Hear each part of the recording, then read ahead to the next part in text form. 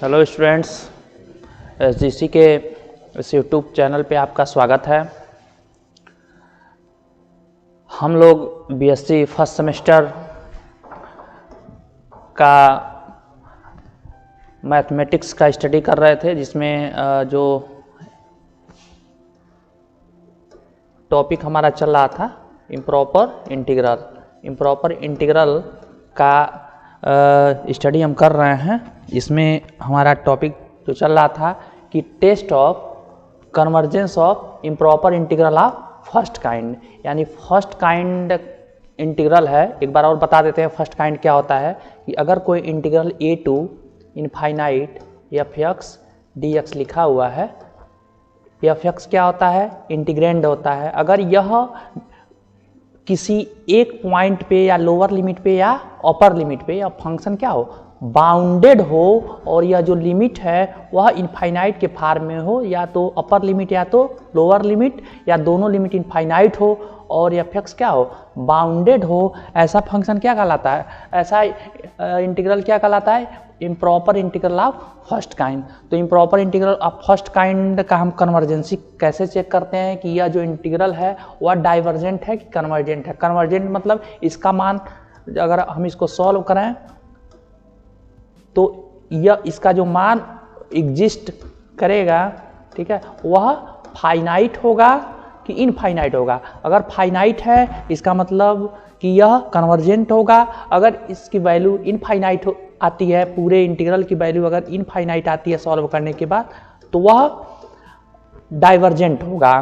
तो without solve किए हम चेक करेंगे कि यह दिया गया जो इम्प्रॉपर इंटीग्रल फर्स्ट काइंड है वह डाइवर्जेंट है या कन्वर्जेंट है। तो उसी श्रृंखला में हम आज जो टेस्ट पढ़ने वाले हैं, इसके पहले वीडियो में हमने आपको कंपैरिजन टेस्ट बता दिया है। आज हम लोग जो टेस्ट पढ़ने वाले हैं वह है आपका म्यू टेस्ट। यानी म्यू टेस्ट के माध्यम से हम कैसे जानेंगे कि कोई दिया गया इम्प्रॉपर इंटीग्रल डाइवर्जेंट है या कन्वर्जेंट है। इसके लिए क्या रूल होता है, सबसे पहले ये रूल जानते हैं, म्यू टेस्ट कैसे फाइंड आउट करते हैं।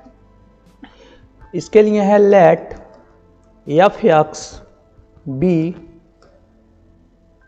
Bounded and integrable function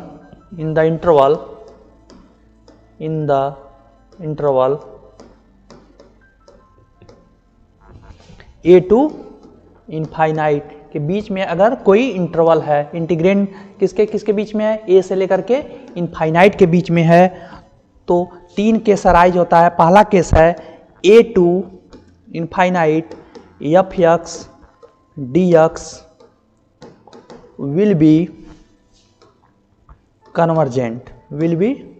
convergent. यह दिया गया इंटीग्रेशन कन्वर्जेंट होगा कब, इफ देयर एग्जिस्ट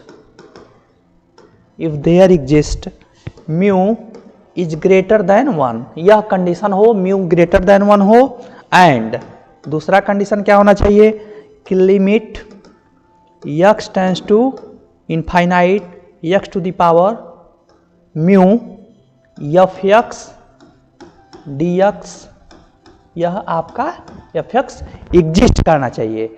अगर a to infinite f x d x अगर कन्वर्जेंट है तो कन्वर्जेंट होने का कंडीशन क्या होना चाहिए, जो म्यू की वैल्यू आनी चाहिए ग्रेटर देन 1 होना चाहिए, और limit x tends to infinite पे एफ एक्स और x to the power mu क्या होना चाहिए, एग्जिस्ट होना चाहिए। अगर ऐसा दोनों कंडीशन सेटिस्फाई है तो दिया गया जो इंटीग्रल है वह कन्वर्जेंट होगा। सेम सेकेंड इसका रूल है कि a to infinite f x d x will be divergent. अगर विल बी डाइवर्जेंट का क्या कंडीशन है, इफ देयर एग्जिस्ट म्यू की जो वैल्यू होनी चाहिए greater than or equal to 1, mu is less than or equal to 1 से less हो। अगर 1 से ग्रेटर रहेगा तो कन्वर्जेंट होगा, 1 से लेस होगा या इक्वल होगा म्यू की वैल्यू तो क्या होगा, डाइवर्जेंट होगा। और such that limit x tends to infinite x to the power mu f x की जो वैल्यू हो वह प्लस इनफाइनाइट आ जाए या माइनस इनफाइनाइट आ जाए। यह दो कंडीशन अगर है तो दिया गया जो इम्प्रॉपर इंटीग्रल है वह क्या होता है, कन्वर्जेंट होता है या डाइवर्जेंट होता है अकॉर्डिंग टू म्यू टेस्ट। तो म्यू टेस्ट में हम सबसे पहले क्या निकालेंगे, म्यू की वैल्यू फाइंड आउट करेंगे। उसके बाद आपका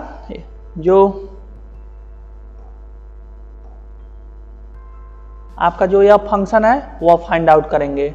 ठीक है, ये दोनों चीज इंपॉर्टेंट है। तो सबसे पहले आइए जानते हैं कि म्यू फाइंड आउट कैसे करेंगे। म्यू निकालने का फार्मूला हमारा है mu how to find mu कैसे फाइंड आउट करेंगे किसी फंक्शन का, हाउ टू फाइंड म्यू निकालने का तरीका है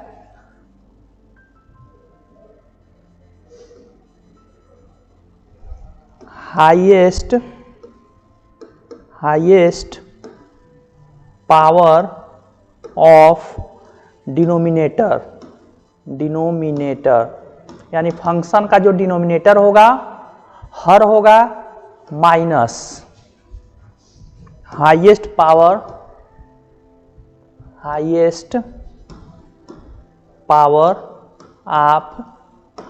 किसका, x का highest power of x in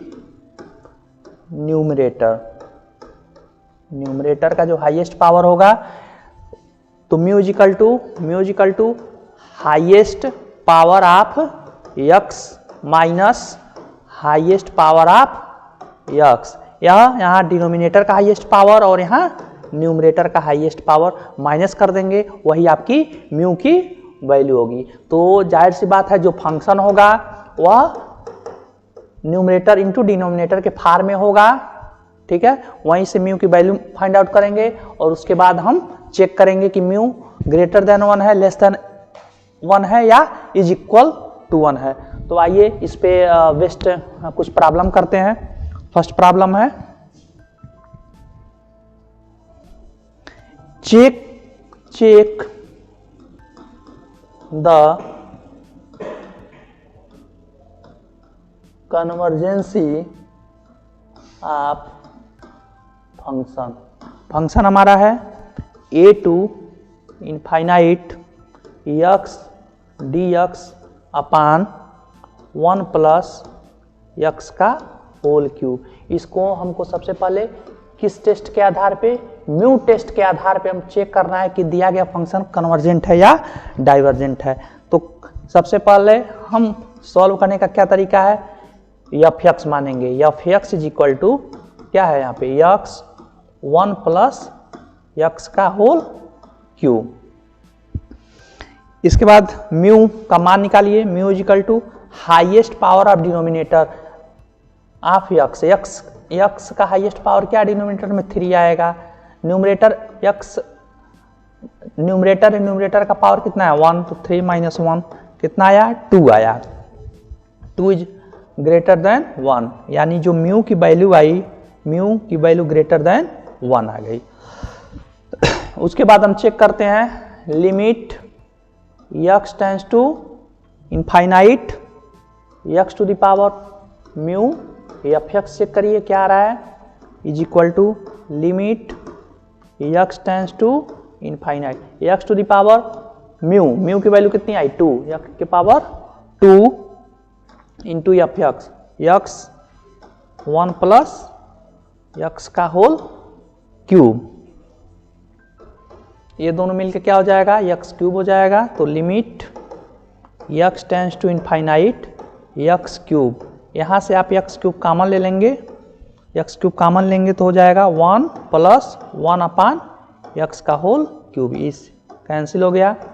limit put करेंगे 1 अपान इनफाइनाइट 0 1 प्लस 1 अपान इनफाइनाइट क्या हो जाएगा 0 और 1 प्लस 0, टोटल कितनी वैल्यू आई फाइनाइट आ गई।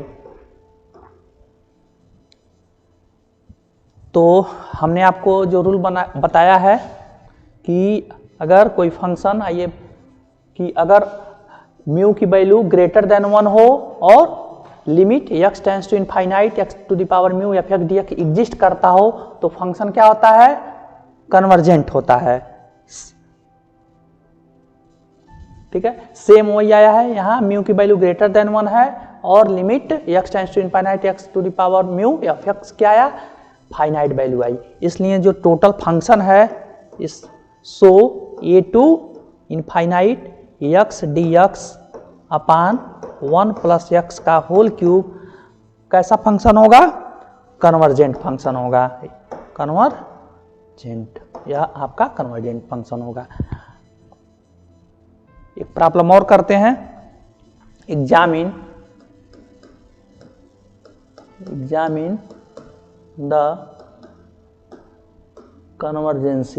कन्वर्जेंसी 1 to infinite dx upon x to the power 1 upon 3 into 1 plus x पर 1/2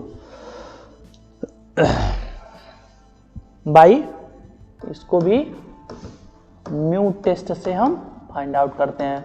तो म्यू टेस्ट से फाइंड आउट करने का तरीका क्या है कि सबसे पहले हम म्यू की वैल्यू पहले एफ एक्स यहाँ देख लीजिए, f x is equal to 1 upon